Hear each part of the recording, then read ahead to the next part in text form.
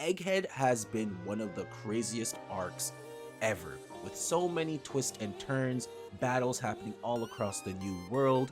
We have not gotten a run like this since Shibori to Marineford, and despite everything that's happening in the world right now, it's what Luffy does on Egghead that is supposed to be the craziest event of them all, making the world stop.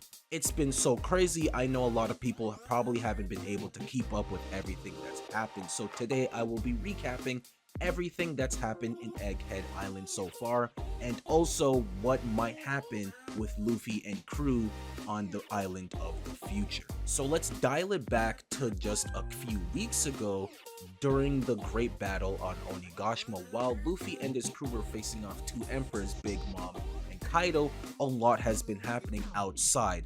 For one, the Reverie happened, and it was the most disruptive, craziest event that the world of One Piece has ever foreseen. We'll discuss that later on in the video, but one of the things that happened or came as a result of the Reverie was the abolishment of the warlords. They've all been assigned new bounties now that they're wanted again. Boa is at 1.6 billion, Croc is at 1.9 billion, Mihawk's at 3.5 billion, and Buggy's at 3.1 billion. These are crazy high numbers. They were ultimately replaced by Dr. Vegapunk's greatest creation, the Seraphim, which are basically clones of the warlords mixed in with the DNA of the Lunarians that came from King the Wildfire, plus a devil fruit. These guys are extremely powerful to the point not even Luffy, Lucci, Kaku, and Zoro are able to damage them when their flames are on. These guys are insane. The Mihawk Seraphim was also able to cleave off a mountain on Amazon Lily with little to no effort and force Blackbeard to use Haki and go on the defensive. For the warlords that devil fruits weren't able to be replicated or didn't have one in the first place, like Jinbei, Mihawk, and Crocodile,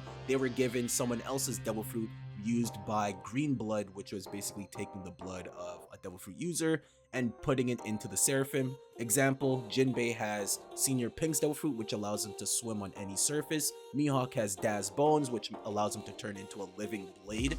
And then Crocodile, we're not sure yet, but it's probably nasty. But anywho, as the battle on Onigashima was raging on, there was another battle happening as well, as Blackbeard and the Marines raided Amazon Lily, as Blackbeard wanted Boa Hancock's devil fruit for God knows why. Him and his entire crew already have devil fruits, and they're all pretty ugly, so I don't know what use it would have for him unless there is a secret function to the fruit that we, the readers, aren't aware of. Maybe it's also a mythical fruit in disguise similar to Luffy's. But unfortunately, well, fortunately I guess, Rayleigh stepped in and everyone ran off because they were scared of him, not knowing that the old man would probably get his ass cheeks clapped had he fought Blackbeard for real, as admitted by him. But right now, Boa Hancock is now with Rayleigh and Shonkey, who is or was a former empress of Amazon Lily and leader of the Kuja Pirates a few generations ago. But now that she's a wanted woman again, she cannot stay on Amazon Lily, otherwise they'll always be in danger. So alongside Rayleigh and Shockey, they're now looking for somewhere safe to go. Maybe they'll link up with the Straw Hats, or maybe even the Cross Guild, as Rayleigh does know Buggy, or even crazier, maybe he might link up with Shanks, as he also knows him as well. It's kind of crazy that 3 out of the 4 emperors were trained by Rayleigh. That's nuts. Blackbeard, on the other hand, is leaving with something, taking 800 soldiers and a marine ship. I'm leaving here with something. You know what I mean? I'm from around the way. I'm leaving with something.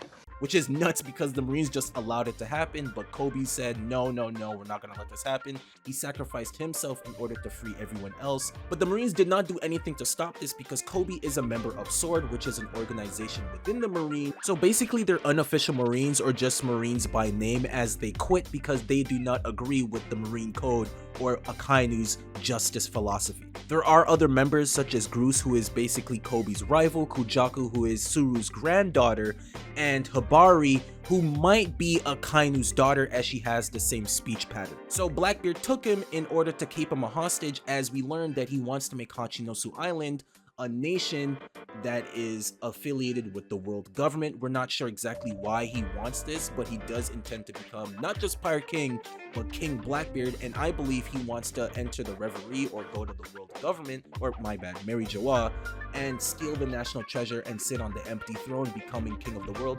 Basically, what everyone thinks Buggy is gonna do is what Blackbeard wants to do. But luckily for Kobe, Garp planned his own mission in order to save him and got some reinforcements, and we're heading to Hachinosu. More on that later.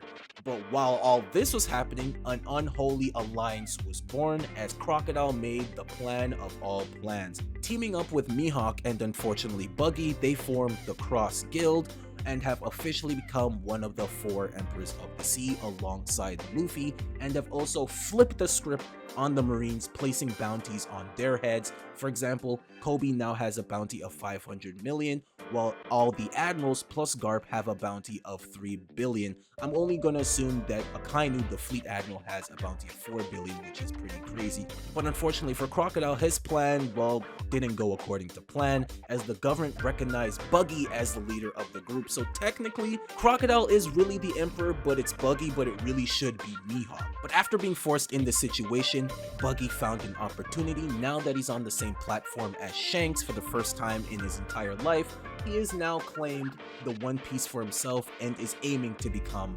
Pirate King.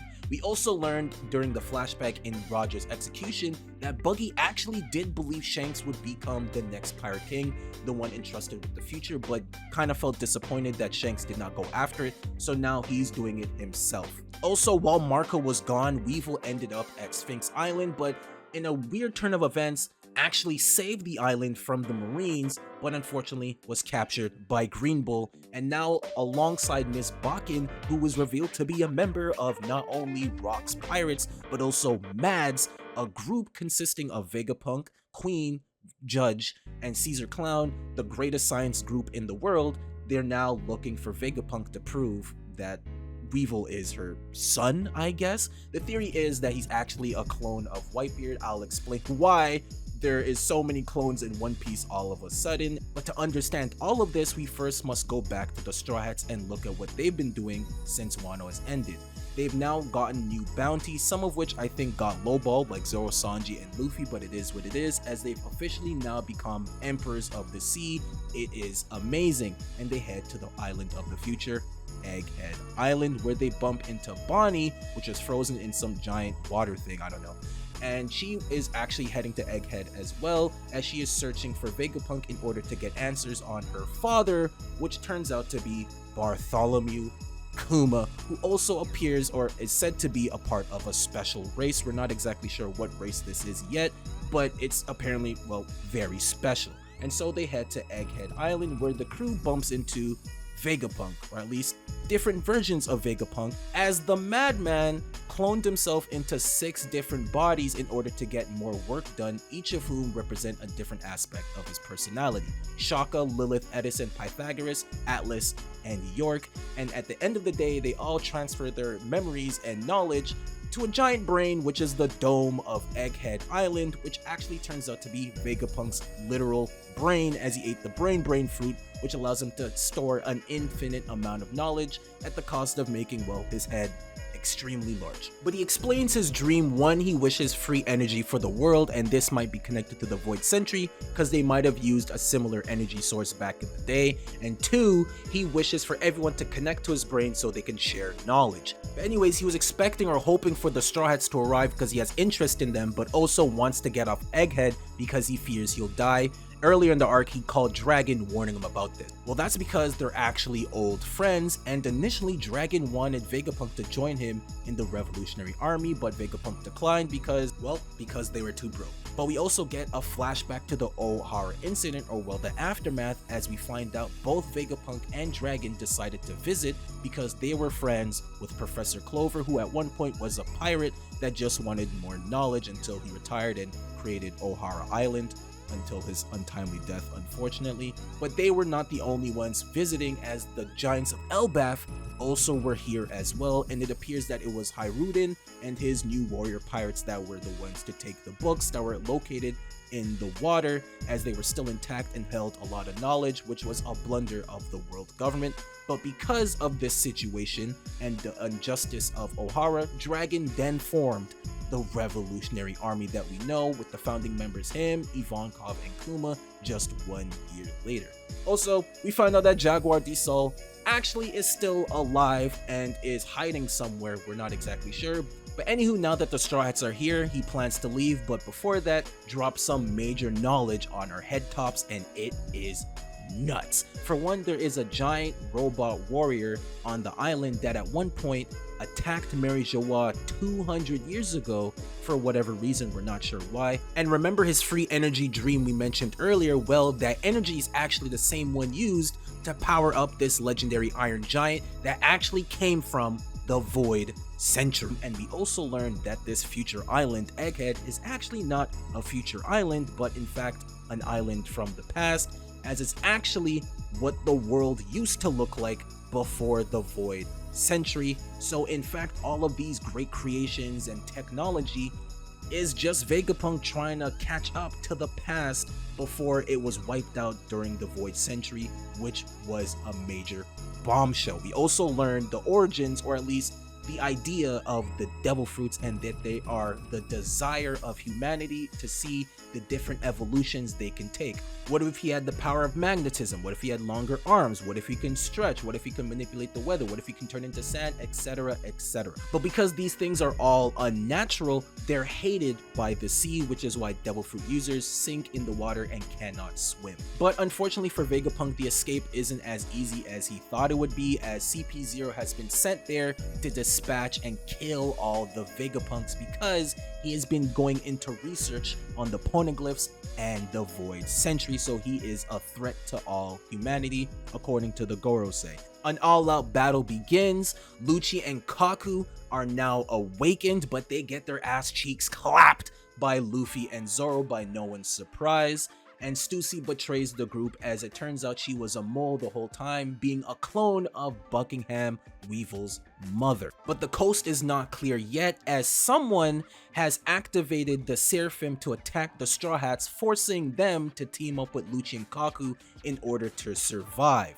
Vegapunk has gone missing. Each of the satellites are getting murked one by one. Shaka got shot in the head. Lilith and York got turned to stone. Oh, well, York actually didn't get turned to stone, as she was the traitor the whole time, as she intends to kill all of the Vegapunks and become a celestial dragon, ratting them out to the world government.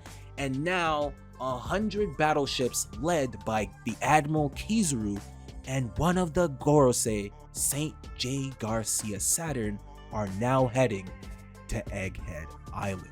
I told you it was nuts, but yo, it gets even crazier, as everything that's happening on Egghead is already wild. There's stuff happening outside of Egghead, because Blackbeard has been making moves. Not only are the Marines heading to Egghead, but so are the Blackbeard pirates. We're not exactly sure why he's sending some of his crew there, but based on everyone that's been accounted for, it has to be Lafitte and Katarina Devon that's heading there, which is a dangerous duo, because Lafitte can hypnotize people and Katarina could turn into anyone she desires. But BB has been making major moves, going devil fruit hunting now that all his captains have a devil fruit of their own and they're pretty broken. But he also sent Kuzan and Van Augur to Whole Cake Island to kidnap Charlotte Pudding, where they also defeated Charlotte Cracker.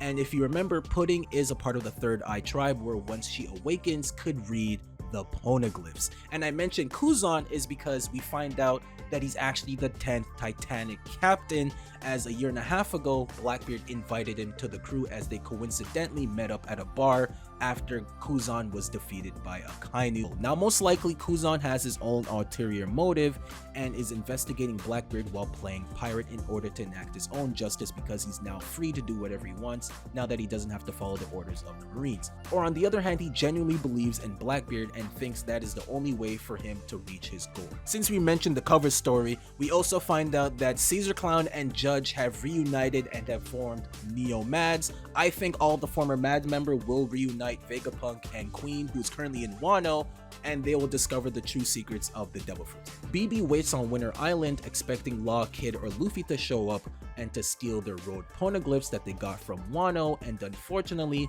Law was the victim and he got jumped. He did pretty good for himself. Unfortunately, his crew is pretty ass, and he was defeated in a humiliating way, with his ship being destroyed, his crew being defeated, and Beppo is forced to use a Sulong pill that Chopper made for him, and him and Law escape. Law didn't even get the worst of the treatment of the 3 supernovas, as this guy gets wrecked.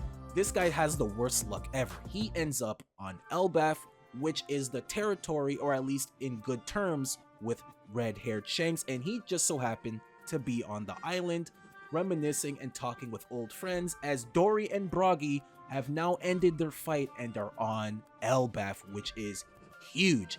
And Shanks sees 10 seconds into the future and sees that Kid is about to cause mayhem and wreck his entire fleet, and in one hit takes out Kid and Killer he takes them out at once, knocking them out in just one move, which is nuts. And then his crew continues to surrender the poneglyphs, and then their ship is destroyed by Dory and Broggy. And the narrator literally said that the Kid pirates were completely annihilated. I'm not sure if we're ever going to see them again. I think we'll see Kid again, but honestly, if he doesn't show up, I wouldn't lose sleep. And now Shanks has some poneglyphs of his own. But while that's happening, let's take a look at what's been going on with the Revolutionary Army, because they've been playing a very important role during this arc as well. As it turns out, Kuma has been saved, but has gone haywire and left and went to Mary Joie, attacking the place. We're not exactly sure why. But Sabo also returns after being thought dead and explains what happened during the Reverie. And this was wild. So it turns out that Fujitora and Green Bull fought against Karasu and Morley, which is kind of crazy, but it is what it is, until Fujitora decided to attack Green Bull in order for the slaves to be freed, which was a very big plot twist. But as that was happening, King Cobra had an audience with the Gorosei, and this was wild. So as Sabo is eavesdropping on the conversation, Cobra wants to understand the whereabouts of Nefertari Lili, as one of the 20 founding kingdoms of the world government and defeated the Great Kingdom. She did not stay with the rest of them on Mary Joie and decided to head back to Alabasta, or so we thought, as apparently she went MIA. The Gorosei claim they don't know what happened. We all know that's a lie. They probably killed her off because she didn't want to join the rest of them and thought of the Nefertari as traitors, which forced her little brother to become the new king of Alabasta. They give him the runaround. He's like, okay, well, I'm not getting answers, so I might as well drop this. He reveals a letter has been passed down from generation to generation talking about the will of D, and we learned that the Nefertari family are a part of the D clan, which leads into Emu interrupting the conversation. We learn that Emu hails from the Nero family, and Cobra states that he's heard the name Emu before, as that's one of the names of the first 20 kings that formed the world government. And Ivankov theorizes that Emu is in fact immortal, as a lot of us also theorized, due to Law's Devil Fruit and the ultimate ability of granting immortality at the cost of the user's life. So because Emu might be immortal, technically they're of pure blood and the only original member of the 20 kings still alive, so technically they are quite literally the god of this world. We also learned that Lili is the reason why the poneglyphs were distributed in the first place, and this was considered a great blunder. Now linking the poneglyphs and the Nefertari family, which actually makes sense because if you remember, the poneglyph that leads you the location to Pluton was in Alabasta, and Pluton is currently in Wano, and Wano was the place that created the poneglyphs in the first place. So clearly these two families are intertwined. But before you can say anything else, he was attacked by Emu and the Gorosei until Sabo came in and hit them with a fire fist, but they survived a point-blank attack and transformed themselves, hinting that they are Devil Fruit users, most likely Zoans, and I like to assume they are all mythical Zoan Devil Fruit users. We also finally learn what their names are and what they're in charge of. We have Saint Shepherd Jupiter, warrior god of agriculture. We have Ethan Baron V Nusjuro, warrior god of finance. Topman Warkree, the warrior god of justice, and Marcus Mars, warrior god of environment, and of course Saint J. Garcia Saturn, the warrior god of science, which explains why he's heading to Egghead, the island of science. But the fact that they're called warrior gods lead me to believe that these guys are extremely powerful, and they show it by almost taking out Sabo quick, fast, and in a hurry, but he escapes. Wapol also overhears this conversation. He runs away because he's scared of his life now. He saves Vivi, who was locked up by CP0, their scrubs, but she escapes in his mouth, and now they all escape the Reverie, and man, this place was a doozy.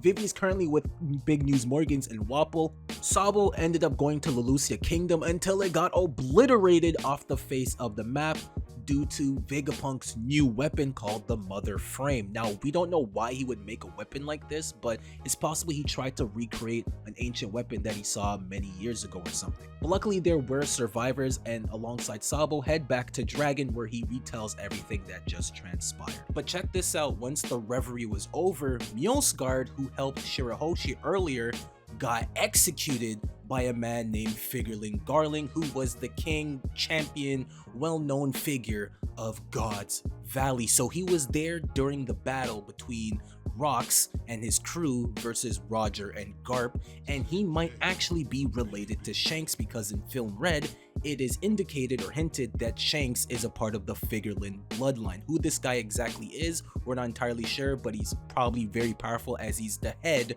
of the Holy Knights. Who they are, honestly, I don't know. We're not exactly sure what they do, but just know that they're nice. But while that's happening, remember when I said Garp is heading to Hachinosu Island to save Kobe?